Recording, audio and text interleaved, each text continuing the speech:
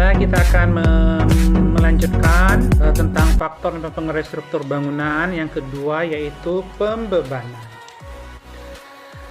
Faktor mempengaruhi struktur bangunan seperti yang kita ketahui dan sudah kita jelaskan pada bagian pertama dulu, terbagi dua, yaitu kriteria desain dan pembebanan. Nah, kalau untuk yang pembebanan ini dia terbagi dua ya. Yang pertama itu adalah gaya statis.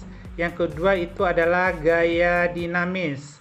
Perbedaan antara gaya statis dengan gaya dinamis ini adalah kalau untuk dia gaya statis itu gaya yang bekerja secara terus-menerus pada struktur, sedangkan untuk gaya dinamis adalah gaya yang bekerja secara tiba-tiba.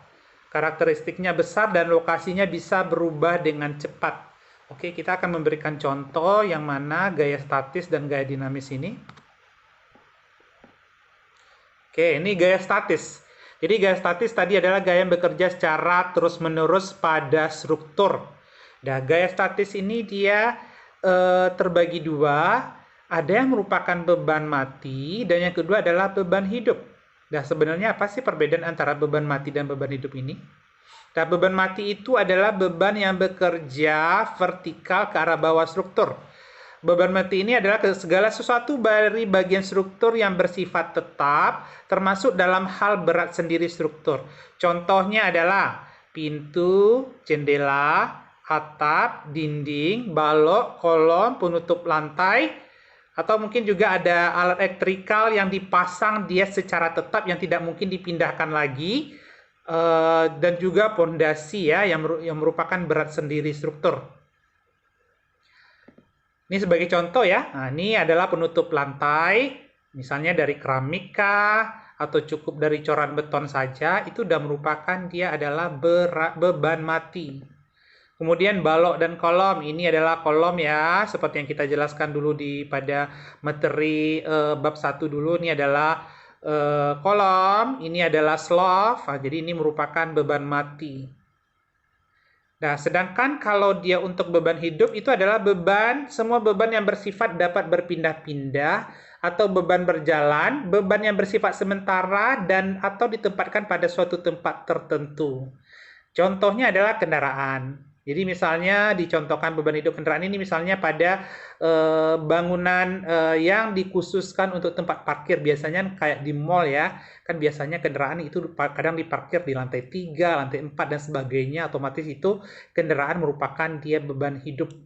Kemudian manusia, jadi manusia ini adalah beban hidup yang bisa berpindah-pindah. Jadi misalnya kalau contohnya ya, ketika Olimpiade kemarin ya, Olimpiade itu kan ada ada yang loncat indah ya. Loncat indah itu kan ada papan loncat indahnya. Jadi akan mempertimbangkan juga dia di situ berapa dia beban hidup dalam hal ini manusia yang berada di atasnya.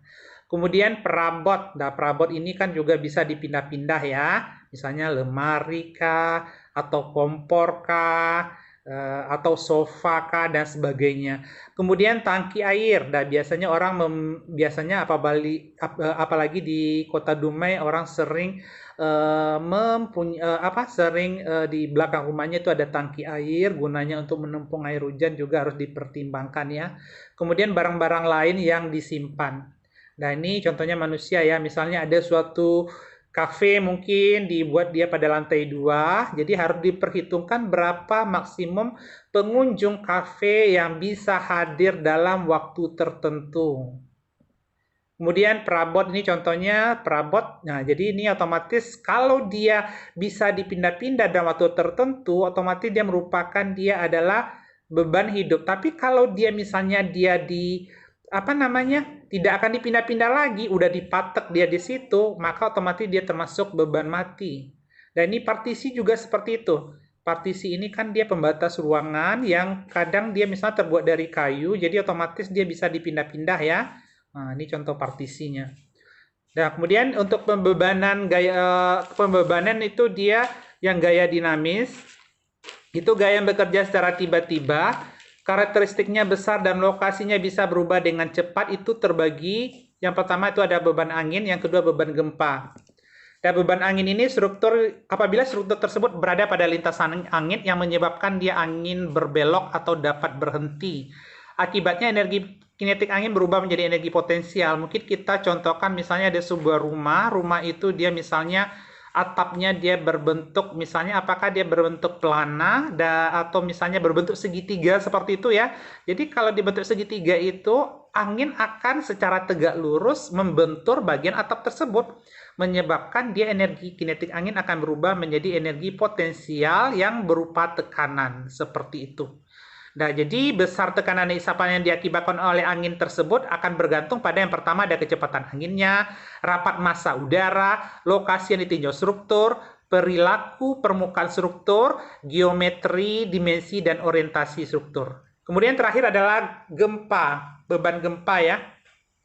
Beban gempa ini biasanya menyerang pada struktur itu dia dalam bentuk gaya horizontal atau gaya mendatar, maka dia akan menyerang antara pertemuan kolom dengan balok. Jadi ini sangat berbahaya sekali. Jadi kalau misalnya sebuah rumah itu dia retaknya dulu adalah ketika pertemuan balok dan kolom. Nah, karena gempa bumi ini merupakan fenomena yang getarannya dikaitkan dengan kejutan pada kerak bumi. Kejutan yang berkaitan dengan gempa tersebut akan menjalar dalam bentuk gelombang yang menyebabkan permukaan bumi dan bangunan di atasnya bergetar. Itu yang menyebabkan dia retak-retak pada dinding. Kemudian kadang misalnya pondasi bagian bawahnya itu bisa bergeser, itu udah sangat berbahaya sekali pada bangunan ya. Jadi harus diperhitungkan juga beban gempa yang merupakan beban dinamis. Oke, demikianlah bahasan kita pada kesempatan kali ini. Sampai jumpa di lain kesempatan. Wassalamualaikum warahmatullahi wabarakatuh.